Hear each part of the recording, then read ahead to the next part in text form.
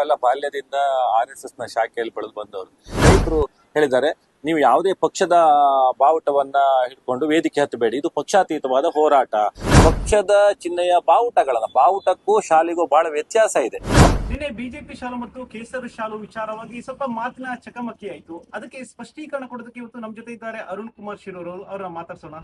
ನಮ್ಮ ರೈತ ಸಂಘ ಯಾವತ್ತೂ ಕೂಡ ಕೇಸರಿ ಶಾಲನ್ನ ವಿರೋಧಿಸಿಲ್ಲ, ಮತ್ತು ಅದ್ರ ಬಗ್ಗೆ ನಾವ್ ಯಾರು ಕೂಡ ಮಾತಾಡಲ್ಲ. ಅವ್ರನ್ನ ಅವಾಗ ತಡೀರಿ, ನೀವು ಯಾವುದೇ ಪಕ್ಷದ ಬಾವುಟಗಳನ್ನ ಹಾಕೊಂಡು ಗೊಂದಲ ಮಾಡೋದು ಬೇಡ, ಬನ್ನಿ ರೈತರ ಶಾಲ ಹಾಕೊಂಡು ಅಂತ ನಮ್ಮ ರೈತರು, ನಾವಲ್ಲಿ ಮಾತಾಡ್ತಾ ಇದ್ದೇವೆ. ಇಲ್ಲಿ ನಮ್ಮ ರೈತರು ಇಲ್ಲಿ ಮೈಕ್ದಲ್ಲಿ ಹೇಳಿದ್ರು, ನೀವು ಪಕ್ಷದ ಬಾವುಟ ಹಾಕೊಂಡು ರಾಜಕೀಯ ಮಾಡಬೇಡಿ, ಎಲ್ಲ ಕೂಡ ಹಸಿರು ಶಾಲನ್ನ ಹಾಕೊಂಡು ಬನ್ನಿ ಅಂತ. ತಪ್ಪೇನಿದೆ ಅದರಲ್ಲಿ? ತಪ್ಪೇನಿದೆ? ನಮ್ಗೆ ಕಾಂಗ್ರೆಸ್ ಅವರು ಬೇಕು, ಬಿಜೆಪಿ ಅವರು ಬೇಕು, ಎಲ್ಲರಿಗೂ ನಮ್ದು ಸಮಾನವಾಗಿರ್ತಕ್ಕಂಥ ಗೌರವ. ಹಾಗಾಗಿ ನಾವು ಯಾವುದೇ ಪಕ್ಷದ ಪರ ವಿರೋಧಗಳಿಲ್ಲ, ಮತ್ತು ನಮ್ಗೆ ಎಲ್ಲರನ್ನ ಕೂಡ ಎಲ್ಲಾ ಸಮುದಾಯದ ಮುಖಂಡರು ಕೂಡ ಅತ್ಯಂತ ಪ್ರೀತಿಯಿಂದ ಸ್ವಾಗತಿಸ್ತೇವೆ. ಅಷ್ಟೇ ನಮ್ಮ ಆಗ್ರಹ ಒಂದೇ ಸ್ವಾಮಿ. ಎಲ್ಲೋ ಆ ರೈತರು 100 ಜನ ಮಾಬ್ ಅಲ್ಲಿ ಇರುವಾಗ ಎಲ್ಲೋ ಸಣ್ಣ ಪುಟ ಆಗ್ತದೆ, ಆ ವಿಡಿಯೋವನ್ನ ಎಡಿಟ್ ಮಾಡೋದು, ಅದನ್ನ ತಪ್ಪು ರೀತಿಯಲ್ಲಿ ಹೇಳುವಂಥದ್ದು. ಇಲ್ಲಿ ಪಕ್ಷದ ನಾವು ಹಿಡ್ಕೊಂಡು ಬಂದ್ರೆ ಸರಿ ಆಗುದಿಲ್ಲ, ನೀವು ಹಸಿರು ಶಾಲೆ ಹಾಕೊಂಡು ಬನ್ನಿ ಅಂತ ಹೇಳಿದ್ರು. ನಮ್ಗೆ ಕೇಸರಿ ಶಾಲೆ ಇರಬಹುದು, ಹಸಿರು ಶಾಲೆ ಇರಬಹುದು, ಬಿಳಿ ಶಾಲೆ ಇರಬಹುದು, ಇದ್ರ ಬಗ್ಗೆ ನಮ್ಮ ರೈತರು ಯಾರದ್ದು ಇರೋದೇ ಇಲ್ಲ. ಯಾಕಂತ ಹೇಳಿದ್ರೆ ನಾವು ಎಲ್ಲರನ್ನು ಕೂಡ ಸ್ವಾಗತಿಸ್ತೇವೆ. ನಾನು ಕೂಡ ಒಬ್ಬ ಹಿಂದೂ. ಈ ದೇಶ ಮತ್ತು ಧರ್ಮದ ವಿಚಾರ ಬಂದಾಗ ಅದರ ಸೂಕ್ಷ್ಮತೆಯ ಅರಿವು ನಮ್ಗೆ ಬಹಳ ಸ್ಪಷ್ಟವಾಗಿದೆ. ಹಾಗಾಗಿ ನಾನು ಈ ಸಂದರ್ಭದಲ್ಲಿ ಪ್ರಥಮತವಾಗಿ ನಿನ್ನೆ ವಿಚಾರವನ್ನ ತಮಗೆ ಸ್ಪಷ್ಟವಾಗಿ ತಿಳಿಸ್ತೇನೆ. ಶಾಸಕರು ನಿನ್ನೆ ಧರಣಿಯನ್ನ ಮುಗಿಸ್ಕೊಂಡು ನಮ್ಮ ವೇದಿಕೆಗೆ ನಮ್ಮ ರೈತರನ್ನ ಮಾತಾಡಿಸಿ ಅವರನ್ನ ಪ್ರೀತಿಯಿಂದ ಮಾತಾಡಿಸ್ತಾ ಇದ್ರು. ಶಾಸಕರು ಕೂಡ ಕೇಸರಿ ಶಾಲು ಮತ್ತು ಹಸಿರು ಶಾಲು ಮತ್ತು ಪಕ್ಷದ ಶಾಲನ್ನು ಹಾಕೊಂಡು ಬಂದಿದ್ದಾರೆ. ಯಾರು ಕೂಡ ಅದ್ರ ಬಗ್ಗೆ ಪ್ರಶ್ನೆಯನ್ನು ಎತ್ತಿಲ್ಲ, ಇಲ್ಲಿ ಯಾರು ಹೇಳಿಲ್ಲ. ಯಾಕಂದ್ರೆ ಶಾಸಕರು ಅವ್ರ ಜೊತೆ ಮತ್ತೊಬ್ರು ನಮ್ಮ ಗೋಪಾಲ್ ಪೂಜಾರಿ ಅವರು ಕೂಡ ಕೇಸರಿ ಶಾಲನ್ನು ಹಾಕಿದ್ದಾರೆ. ಅವ್ರನ್ನು ಕೂಡ ಯಾರು ತಡಿಲಿಲ್ಲ, ಆ ತರ ಏನ್ ಮಾಡ್ಲಿಲ್ಲ. ಇಲ್ಲಿ ಏನಾಯ್ತು ಅಂತ ಹೇಳಿದ್ರೆ, ಈ ಸಂದರ್ಭದಲ್ಲಿ ಕೆಳಗಡೆ ನಮ್ದು ಒಂದು ಸ್ಟೇಜ್ ಫುಲ್ ಆಗಿತ್ತು, ವೇದಿಕೆ ಫುಲ್ ಆಗಿತ್ತು. ಮುಂದ್ಗಡೆ ನಿನ್ನೆ ಅರ್ಧ ವೇದಿಕೆ ಕುಸ್ತು ಕೆಳಗೋಯ್ತು. ಆ ಸಂದರ್ಭದಲ್ಲಿ ಸ್ವಲ್ಪ ಹಿಂದೆ ಮುಂದೆ ಆಯ್ತು, ಕೆಲವರೆಲ್ಲ ಕೆಳಗೆ ಹೋಗಿ ಅಂತ ಹೇಳಿದ್ರು. ಈ ಸಂದರ್ಭದಲ್ಲಿ ಏನಾಯ್ತು, ಒಂದಿಷ್ಟು ಜನರು ಬಿಜೆಪಿಯ ಪಕ್ಷದ ಬಾವುಟಗಳನ್ನ ಹಿಡ್ಕೊಂಡು ವೇದಿಕೆ ಹತ್ತು ಬಂದಾಗ ನಮ್ಮ ರೈತರು ಯಾರು, ನಮ್ಗೆ ಈ ವಿಚಾರನೆ ಗೊತ್ತಿಲ್ಲ. ನಾನಾಗ್ಲಿ ವೀರಭದ್ರ ಗಾಣಿಗರಾಗ್ಲಿ ನಾವ್ ಯಾರು ಇದ್ರ ಬಗ್ಗೆ ಮಾತಾಡ್ಲಿಲ್ಲ, ಶಾಸಕರ ಜೊತೆ ಮಾತಾಡ್ತಾ ಇತ್ತು. ಆವಾಗ ನಮ್ಮ ರೈತರು ಹೇಳಿದ್ದಾರೆ, ನೀವು ಯಾವುದೇ ಪಕ್ಷದ ಬಾವುಟವನ್ನ ಹಿಡ್ಕೊಂಡು ವೇದಿಕೆ ಹತ್ತಬೇಡಿ, ಇದು ಪಕ್ಷಾತೀತವಾದ ಹೋರಾಟ. ಇಲ್ಲಿ ಪಕ್ಷದ ನಾವು ಹಿಡ್ಕೊಂಡು ಬಂದ್ರೆ ಸರಿ ಆಗುದಿಲ್ಲ, ನೀವು ಹಸಿರು ಶಾಲೆ ಹಾಕೊಂಡು ಬನ್ನಿ ಅಂತ ಹೇಳಿದ್ರು. ನಾನು ನನ್ನ ಎಲ್ಲ ನಮ್ಮ ರೈತರ ಪರವಾಗಿ ಈ ಮೂಲಕ ನಾನು ತುಂಬಾ ಸ್ಪಷ್ಟವಾಗಿ ಹೇಳೋದಂತ ಹೇಳಿದ್ರೆ, ಅಥವಾ ನಾನು ಹಿಂದೂ ಧಾರ್ಮಿಕತೆಯ ಬಗ್ಗೆ, ಮತ್ತು ಇಲ್ಲಿ ನಮ್ಮಲ್ಲಿ ಎಲ್ಲ ಧರ್ಮದವರು ಇದ್ದಾರೆ. ನಾವು ಮೊನ್ನೆ ನಮ್ಮ ದಲಿತ ಸಂಘರ್ಷ ಸಮಿತಿಯವರು ಕೂಡ ಬಂದಿದ್ದಾರೆ. ಹಾಗಾಗಿ ನಮ್ಮ ರೈತ ಸಂಘ ಯಾವತ್ತೂ ಕೂಡ ಕೇಸರಿ ಶಾಲನ್ನ ವಿರೋಧಿಸಿಲ್ಲ, ಮತ್ತು ಅದ್ರ ಬಗ್ಗೆ ನಾವು ಯಾರು ಕೂಡ ಮಾತಾಡಲ್ಲ. ಅವರನ್ನ ಪ್ರೀತಿಯಿಂದ ಸ್ವಾಗತಿಸ್ತೇವೆ.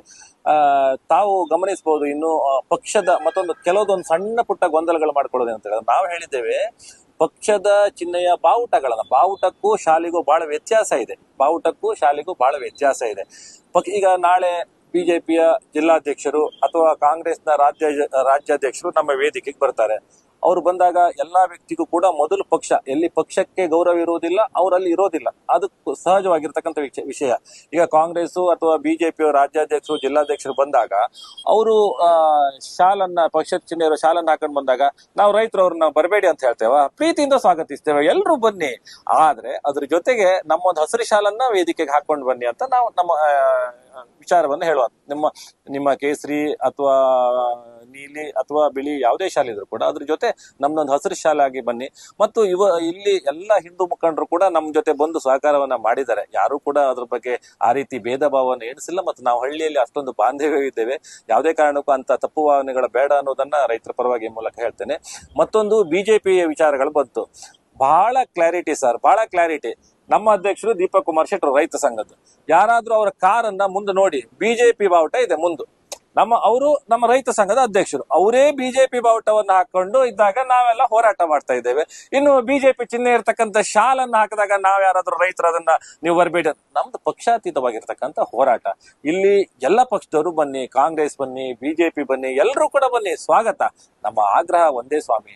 ಎಲ್ಲೋ ಆ ರೈತರು 100 ಜನ ಮಾಬ್ ಅಲ್ಲಿ ಇರುವಾಗ ಎಲ್ಲೋ ಸಣ್ಣ ಪುಟ ಆಗ್ತದೆ, ಆ ವಿಡಿಯೋವನ್ನ ಎಡಿಟ್ ಮಾಡೋದು, ಅದನ್ನ ತಪ್ಪು ರೀತಿಯಲ್ಲಿ ಹೇಳುವಂಥದ್ದು, ಮತ್ತು ತಿರುಚುವುದು ಇದು ಆರಂಭದಿಂದ ಆಗ್ತಾ ಇದೆ. ಈ ರೀತಿಯಾಗಿ ನಮ್ಮ ಹೋರಾಟಗಳನ್ನ ಹತ್ತಿಕ್ಕುವಂತ ಪ್ರಯತ್ನ, ರೈತರಿಗೆ ಮಾಡಿರ್ತಕ್ಕಂಥ ಅನ್ಯಾಯ, ಆ ನಮ್ಮ ವ್ಯಕ್ತಿತ್ವಗಳು ಇರ್ಬೋದು, ದೀಪಕ್ ಕುಮಾರ್ ಶೆಟ್ಟಿ ಅದೆಲ್ಲ ಬೇರೆ ವಿಚಾರ. ಆದ್ರೆ ಈ ರೈತರ ಒಂದು ದೊಡ್ಡ ನ್ಯಾಯಕ್ಕಾಗಿ, ಅವರ ಕೂಗಿಗಾಗಿ ಎಲ್ಲರೂ ಹೋರಾಡ್ತಾ ಇದ್ದಾರೆ. ನಮ್ಮ ಹಳ್ಳಿಯಲ್ಲಿ ಯಾವ ಜಾತಿ, ಭೇದ, ಮತ, ಧರ್ಮ ಯಾವುದೂ ಇಲ್ಲ. ಇಲ್ಲಿ ಒಂದೇ ಒಂದು ಉದ್ದೇಶ ಅಂತ ಹೇಳಿದ್ರೆ ನಾವು ಪಕ್ಷಾತೀತವಾಗಿ ಹೋರಾಡ್ತೇವೆ. ಎಲ್ಲರನ್ನು ಕೂಡ ಈ ಸಂದರ್ಭದಲ್ಲಿ ನಾವು ಪ್ರೀತಿಯಿಂದ ಸ್ವಾಗತಿಸ್ತೇವೆ. ಮತ್ತು ಈ ಮೂಲಕ ನನ್ನ ಅನೇಕ ಸ್ನೇಹಿತರಿಗೆ, ಕೆಲವರಿಗೆಲ್ಲ ನಾನು ಹೇಳುವಂಥದ್ದು, ಇಲ್ಲಿ ದೊಡ್ಡ ದೊಡ್ಡ ನಾಯಕರೆಲ್ಲ ಬಂದಿದ್ದಾರೆ, ಧಾರ್ಮಿಕ ಮುಖಂಡರು ಬಂದಿದ್ದಾರೆ. ಅವ್ರು ಯಾರು ಕೂಡ ಆ ತರ ಭೇದ ಭಾವವನ್ನ ಕಾಣಲಿಲ್ಲ. ಎಲ್ಲೋ ದೂರದಲ್ಲಿ ಕೂತ್ಕೊಂಡು ಇಲ್ಲಿಯ ಮಾಹಿತಿಯೇ ಇಲ್ಲದೆ ನೀವು ತಪ್ಪು ಅರ್ಥ ಮಾಡ್ಕೊಂಡು ಯಾರ್ಯಾರಿಗೂ ಏನೇನೋ ಸಂದೇಶ ಕಳಿಸೋದನ್ನ ಮಾಡಬೇಡಿ. ಇದು ಮಾಡೋದು ನನ್ಗೆ ಅರುಣ್ ಕುಮಾರ್ನಿಗೂ ದೀಪಕ್ ಕುಮಾರ್ ಶೆಟ್ಟಿಗೂ ಅಲ್ಲ, ನಿಮ್ಮ ತಂದೆ ತಾಯಿ ಸಮಾನ ಆಗಿರ್ತಕ್ಕಂಥ ರೈತರ ಒಂದು ಹೋರಾಟಕ್ಕೆ ಅನ್ಯಾಯ ಮಾಡಿದಾಗ್ತದೆ. ಹಾಗಾಗಿ ಸಾಧ್ಯ ಆದ್ರೆ ನಮ್ಮ ಜೊತೆ ಬಂದು ನಮ್ಮ ಹೋರಾಟಕ್ಕೆ ಬೆಂಬಲಿಸಿ. ಅನಗತ್ಯವಾಗಿ ನಮ್ಮ ಹೋರಾಟದ ತೇಜವನ್ನೇ ಮಾಡುವಂತ ಪ್ರಯತ್ನ ಅಥವಾ ಅದನ್ನ ದಿಕ್ಕು ತಪ್ಪಿಸುವ ಪ್ರಯತ್ನ ಮತ್ತು ಅದನ್ನ ಹತ್ತಿಕ್ಕುವ ಪ್ರಯತ್ನ ಯಾರೂ ಮಾಡಬೇಡಿ ಅಂತ ಹೇಳಿ ರೈತ ಸಂಘದ ಪರವಾಗಿ ಈ ಮೂಲಕ ನಾನು ಕೇಳ್ಕೊಳ್ತೇನೆ. ಮತ್ತೆ ಇದರಲ್ಲಿ ಒಂದು ನಾನು ವಿನಂತಿ ಮಾಡ್ಕೊಳ್ಳೋದು, ಇದು ರೈತರ ಹೋರಾಟ ಬೈಂದೂರಿನಲ್ಲಿ ಪ್ರಪ್ರಥಮ ಆಗ್ತಾ ಇದೆ. ನಿಜಕೋರಿ ಅನ್ಯಾಯ ಆಗಿದೆ. ನಾವು ಮೊದಲ ಆದ್ಯತೆನ ಅದಕ್ಕೆ ಕೊಡೋಣ. ಅಲ್ಲಿ ಎಲ್ಲ ಬಹುಸಂಖ್ಯಾತರು ಎಲ್ಲರೂ ಕೂಡ ನಾವು ಒಂದು ವಿವಿಧ ಸಮುದಾಯಕ್ಕೆ ಇದ್ದವರು ರೈತರು. ಆ ರೈತರು ಅಂತಂದ್ರೆ ನಮ್ಗೆ ಭೂಮಿ ತಾಯಿಯ ಮಕ್ಕಳು ಎಲ್ಲರೂ ಕೂಡ. ಹಾಗಾಗಿ ಅದಕ್ಕೆ ನ್ಯಾಯ ಕೊಡ್ಲಿಕ್ಕೆ ನಾವು ಮೊದಲು ಇದು ಮಾಡೋಣ. ಮತ್ತೆ ಇದರಲ್ಲಿ ಯಾರಿಗೆ ಏನೇ ತಪ್ಪು ಭಾವನೆ ಇದ್ರು ಕೂಡ ಎಲ್ಲರೂ ಕೂಡ ನಮ್ಮ ನಾಯಕರಿದ್ದಾರೆ, ರೈತರಿದ್ದಾರೆ, ಎಲ್ಲರೂ ಇದ್ದಾರೆ. ಮತ್ತೆ ಎಲ್ಲೂ ಕೂಡ ನಾವು ಅಂತ ತಪ್ಪಿನ ಕೆಲಸ ಮಾಡಕ್ಕೆ ನಾವು ಬಹಳ ಜಾಗ್ರತೆಯಿಂದ ಯಾಕಂದ್ರೆ ಪ್ರತಿಭಟನೆ, ಧರಣಿ, ಹೋರಾಟಗಳು ನಾವು ಇದನ್ನು ಫಸ್ಟ್ ಮಾಡ್ತಾ ಇದ್ದಲ್ಲ. ನಮಗೆ ಇದು ಸ್ಪಷ್ಟವಾಗಿ ಗೊತ್ತಿದೆ. ನಾವು ಕೂಡ ಎಲ್ಲರ ವಿಶ್ವಾಸವನ್ನ ಪಡೆದುಕೊಂಡೇ ಎಲ್ಲರೂ ಕೂಡ ನಮ್ಮನ್ನು ಒಪ್ಪಿಕೊಂಡಿದ್ದಾರೆ. ಇದು ಒಂದು ಒಳ್ಳೆಯ ನ್ಯಾಯಯುತವಾಗಿರ್ತಕ್ಕಂಥ ಹೋರಾಟ ಅಂತ. ಹಾಗಾಗಿ ಮೊಸರಲ್ಲಿ ಕಲ್ಲು ಹುಡುಕೋ ಪ್ರಯತ್ನ ಯಾರು ಬೇಡ.